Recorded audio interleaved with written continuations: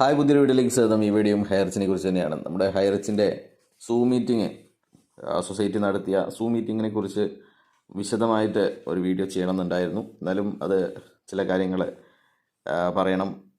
അതിൽ മുഴുവൻ ആൾക്കാരെ പറ്റിക്കുന്ന പരിപാടിയാണ് ഇവർ ചെയ്തിരുന്നത്. എന്തായാലും നമ്മുടെ കഴിഞ്ഞ വീഡിയോൻ്റെ ബാക്കി ഭാഗങ്ങൾ പറയാനാണ് ഈ വീഡിയോ. നമ്മുടെ 16 ലക്ഷം കമ്മ്യൂണിറ്റി ഉണ്ട് എന്നാണ് പറയുന്നത്. പക്ഷേങ്കിൽ 1000 ആൾക്കാർ പോലും ഇവരുടെ സൂം മീറ്റിങ്ങിലോ അല്ലെങ്കിൽ അത് യൂട്യൂബിലിട്ട സമയത്തോ കണ്ടില്ല എന്നുള്ളതാണ് യാഥാർത്ഥ്യം. ഇപ്പോൾ 16 ലക്ഷമൊക്കെ ചുരുങ്ങി ഇപ്പം വെറും 1600 ആളായോ എന്ന് സംശയമുണ്ട്. പിന്നെ ഇദ്ദേഹം പറയുന്നത് മടിയിൽ കനമില്ലാത്തവന് വഴിയിൽ പേടിക്കാനില്ല എന്നുള്ള ആ ഒരു ചൊല്ലാണ്. മടിയിൽ കനമില്ല എങ്കിൽ പിന്നെ എന്തുകൊണ്ടാണ് നിങ്ങൾ കോടതിയിൽ നിങ്ങളുടെ കാര്യങ്ങൾ വാദിക്കാത്തത്? നിങ്ങൾ എന്ത് ബിസിനസ്സാണ് ചെയ്തത് എന്നുള്ള കാര്യങ്ങൾ എന്തുകൊണ്ടാണ് കോടതിയിൽ വാദിക്കാതിരുന്നത്?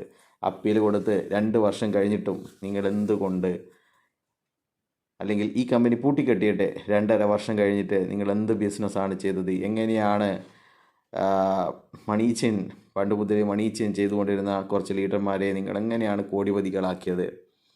എന്ത് ബിസിനസ് ചെയ്തിട്ടാണ് ഇവർക്ക് കോടികൾ വരുമാനം കൊടുത്തത്? എങ്ങനെയാണ് 10,000 ഇട്ടവന് 30,000 രൂപ നിങ്ങൾ തിരിച്ചു കൊടുത്തത്? അതുപോലെ തന്നെ എങ്ങനെയാണ് നിങ്ങൾ 5 ലക്ഷം ഇട്ടവന് 55 ലക്ഷമായിട്ട് മടക്കി കൊടുക്കുക എന്നുള്ള കാര്യങ്ങൾ എന്തുകൊണ്ട് നിങ്ങൾ ഇതുവരെ കോടതിയിൽ പറഞ്ഞില്ല? അപ്പോൾ അതിൻ്റെ അർത്ഥം നിങ്ങൾക്ക് പേടിക്കാൻ, അല്ലെങ്കിൽ നിങ്ങൾക്ക് മറക്കാൻ, നിങ്ങൾക്ക് ആൾക്കാരെ പറ്റിക്കാൻ ഒരുപാട് കാര്യങ്ങൾ ഉണ്ട് എന്ന് തന്നെയാണ്. എന്തുകൊണ്ടാണ് സൊസൈറ്റി നമ്മുടെ സെഷൻസ് കോടതിയിൽ ഒരു കേസ് കൊടുത്തിട്ട് അതിനെക്കുറിച്ചുള്ള വിവരങ്ങൾ, അത് 3 സിറ്റിംഗ് കഴിഞ്ഞിട്ട് പോലും നിങ്ങൾ അതിനെക്കുറിച്ചുള്ള കാര്യങ്ങൾ പബ്ലിക്കിലേക്ക്, നിങ്ങളുടെ 200 രൂപ തന്ന് നിങ്ങളെ സഹായിച്ച മെമ്പർമാരിലേക്ക്, നിങ്ങളുടെ ജില്ലാ പ്രസിഡന്റുമാർ, താലൂക്ക് പ്രസിഡന്റുമാർ, മണ്ഡലം പ്രസിഡന്റുമാർ, അവരെ പോലും നിങ്ങൾ എന്തുകൊണ്ട് ഇത്തരം കാര്യങ്ങൾ അറിയിച്ചില്ല?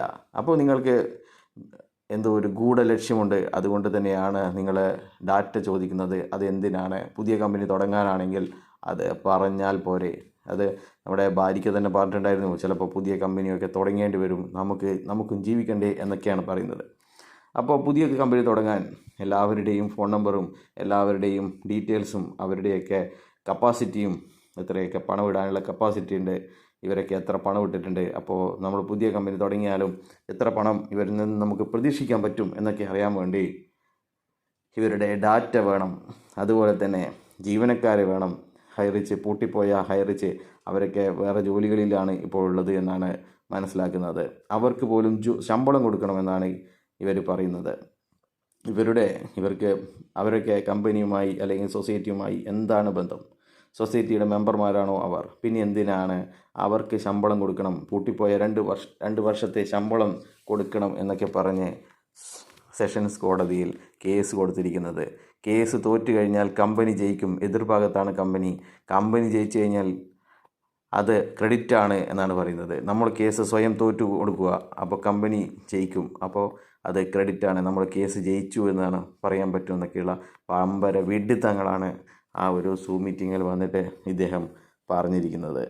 അപ്പോൾ ഒരുപാട് ആൾക്കാർക്ക് കൊട കൊടുത്തു, ഒരുപാട് ആൾക്കാർക്ക് കല്യാണത്തിന് പൈസ കൊടുത്തു എന്നൊക്കെയാണ് പറയുന്നത്.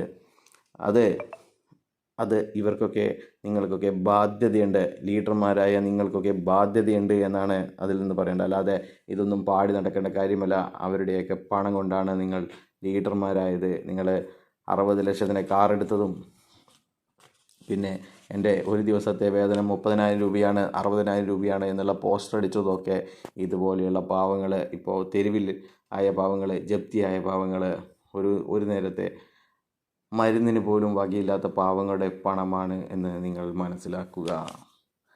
അപ്പോൾ മറ്റുള്ള കാര്യം എന്ന് പറയുന്നത്, ഇവർ MLA എല്ലാവരും ഇവരെ തേടി വരും, അപ്പോൾ നിങ്ങൾ കാണിച്ചു കൊടുക്കണം എന്നൊക്കെയാണ് ഇവർ ഇപ്പോൾ വീമ്പ് പറയുന്നത്. ഇനിയിപ്പോൾ 1.5 മാസം കഴിഞ്ഞാൽ ഇലക്ഷൻ്റെ കാര്യങ്ങൾ കേരളത്തിൽ തുടങ്ങും. എന്തായാലും 1-2 സിറ്റിങ്ങിൽ മാത്രമേ ഇനി സർക്കാർ തലത്തിൽ എന്തെങ്കിലും പ്രതീക്ഷ വെക്കേണ്ടതുള്ളൂ. അതിനുശേഷം കഴിഞ്ഞാൽ അത് ഇലക്ഷൻ്റെ ചൂടിലേക്ക് പോകും. അപ്പോൾ ഇവർക്ക് ആരിൽ നിന്നും ഒന്നും പ്രതീക്ഷിക്കാൻ സാധിക്കില്ല. ഇലക്ഷൻ ഡിക്ലെയർ ചെയ്തിരിക്കുകയാണ് എന്നുള്ള കാര്യങ്ങളായിരിക്കും പറയുക. അതുപോലെ തന്നെ ഉദ്യോഗസ്ഥ തലത്തിൽ നിന്നും ഒരു പ്രവർത്തനവും ഉണ്ടാവാൻ സാധ്യതയില്ല. ഫെബ്രുവരിയോടുകൂടി എല്ലാവരും ഇലക്ഷൻ്റെ പ്രവർത്തനങ്ങളിലേക്ക് മാത്രം ചുരുങ്ങുന്നതായിരിക്കും. അപ്പോൾ എന്തെങ്കിലും ചെയ്യുന്നുണ്ടെങ്കിൽ എത്രയും പെട്ടെന്ന് ഈ മാസം തന്നെ എന്തെങ്കിലും ചെയ്തു കഴിഞ്ഞാൽ മാത്രമേ അതിൻ്റെ ഫലം ഇലക്ഷൻ കഴിഞ്ഞെങ്കിലും മെയ് മാസത്തിലോ ജൂൺ മാസത്തിലോ എന്തെങ്കിലും കിട്ടണമെങ്കിൽ ഇപ്പോൾ തന്നെ ചെയ്യേണ്ടി വരും എന്നാണ് പറയാനുള്ളത്. അപ്പോൾ വേറൊരു കാര്യം പറയാനുള്ളത്, ഹൈറിച്ച് എന്ന് പറയുന്നത് ശരിക്കും ജീവിതം മാറ്റിമറിച്ച, ഒരുപാട് പാവങ്ങളുടെ ജീവിതം മാറ്റിമറിച്ച കമ്പനി തന്നെയാണ്. പാവങ്ങളെന്ന് പറഞ്ഞു കഴിഞ്ഞാൽ വലിയ വിദ്യാഭ്യാസമില്ല, ഒന്നുമില്ലാതെ പല മണി ചെയിൻ തട്ടിപ്പുകൾ നടത്തിയ അവർക്കൊക്കെ വൻ ലാഭമാണ് ഹൈറിച്ച് കൊണ്ട് ഉണ്ടായിരിക്കുന്നത്. അത് മണി ചെയിൻ ചെയ്തത് കൊണ്ട് മാത്രമാണ്. നമുക്കറിയാം, നമ്മുടെ നാട്ടിലും നമ്മുടെ കേരളത്തിലുമൊക്കെ നിരവധി ആൾക്കാർ പിന്നെ കള്ളപ്പണക്കാരായിട്ട് മാറിയിട്ടുണ്ട്. അതുപോലെ തന്നെ ചില മയക്കുമരുന്ന് മാഫിയകളൊക്കെ, മയക്കുമരുന്ന് കച്ചവടം നടത്തുന്നവരൊക്കെ പെട്ടെന്ന് പണക്കാരായത് നിങ്ങൾ കണ്ടിട്ടുണ്ടാവും. അതുപോലെ തന്നെ പെൺവാണിഭം നടത്തുന്ന ആൾക്കാർ, വ്യാജമദ്യം വിൽക്കുന്നവർ, അല്ലെങ്കിൽ പിന്നെ എക്സൈസിനെയൊക്കെ വെട്ടിച്ചുകൊണ്ട് മദ്യവിൽപ്പന നടത്തുന്നവർ ഒക്കെ പെട്ടെന്ന് പണക്കാരാകുന്നത് നിങ്ങൾ കണ്ടിട്ടുണ്ടാവും. പക്ഷെങ്കിൽ അതുപോലെ തന്നെ അതൊക്കെ ഒരു നിയമവിരുദ്ധ പ്രവർത്തനങ്ങളാണെങ്കിൽ അതുപോലെയുള്ള ഒരു നിയമവിരുദ്ധ പ്രവർത്തനം തന്നെയാണ് മണി ചെയിൻ എന്ന് പറയുന്നത്. ഹൈറിച്ച് ചെയ്തത് മണി ചെയിനാണ്. അതിൻ്റെ മറ്റൊരു തലം, അത് പൂട്ടും വരെ നമ്മൾ മണി ചെയിൻ ചെയ്തു, പൂട്ടും വരെ നമ്മൾ വ്യാജമദ്യം കൊടുത്തു, അത് കുടിച്ചതുകൊണ്ട് ആരെയും കണ്ടുപോയില്ല എന്ന് പറഞ്ഞു കഴിഞ്ഞാൽ അത് വ്യാജമദ്യം ആവാതിരിക്കില്ല, അത് വ്യാജമദ്യം തന്നെയാണ്. പിന്നെ ഇതിൻ്റെ വേറൊരു വശം എന്ന് പറയുന്നത്, നിരവധി ആൾക്കാർ പെരുവഴിയിലായി. അതും ഹൈറിച്ചിൻ്റെ ഗുണം തന്നെയാണ്. നിരവധി ആൾക്കാർ അവരുടെ അപ്പനപ്പൂപ്പന്മാർ സമ്പാദിച്ച് ഇവർക്ക് കൈമാറി കിട്ടിയ സ്വത്തുക്കളൊക്കെ വിൽപ്പനയ്ക്ക് വെക്കേണ്ടി വന്നു. അതൊക്കെ വിറ്റിട്ട് ചില ആൾക്കാർ അവരാലുണ്ടായ കടങ്ങൾ വീട്ടേണ്ടി വന്നു. പിന്നെ സർക്കാർ സർവീസിൽ നിന്ന് വിരമിച്ചവർ ഇപ്പോൾ 500 രൂപയ്ക്ക് വേണ്ടിയിട്ട് വാച്ച്മാൻ്റെ പണിയെടുക്കുന്നു, ചില ആൾക്കാർ ഹോട്ടൽ പണിയെടുക്കുന്നു.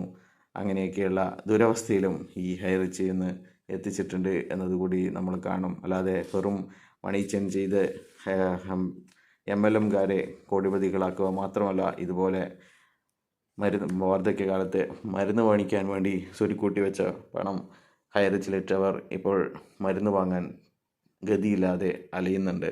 അതുപോലെ തന്നെ കുട്ടികളെ കെട്ടിക്കാൻ വേണ്ടി, കുട്ടികളുടെ വിദ്യാഭ്യാസത്തിന് ഒക്കെ പണം സ്വരൂപിച്ച് വെച്ചവർക്ക് പണം നഷ്ടപ്പെട്ടിട്ടുണ്ട്. അതൊക്കെ ഹൈറിച്ച് കൊണ്ടാണ് എന്ന് കൂടി നമ്മൾ ഓർക്കേണ്ടതുണ്ട്.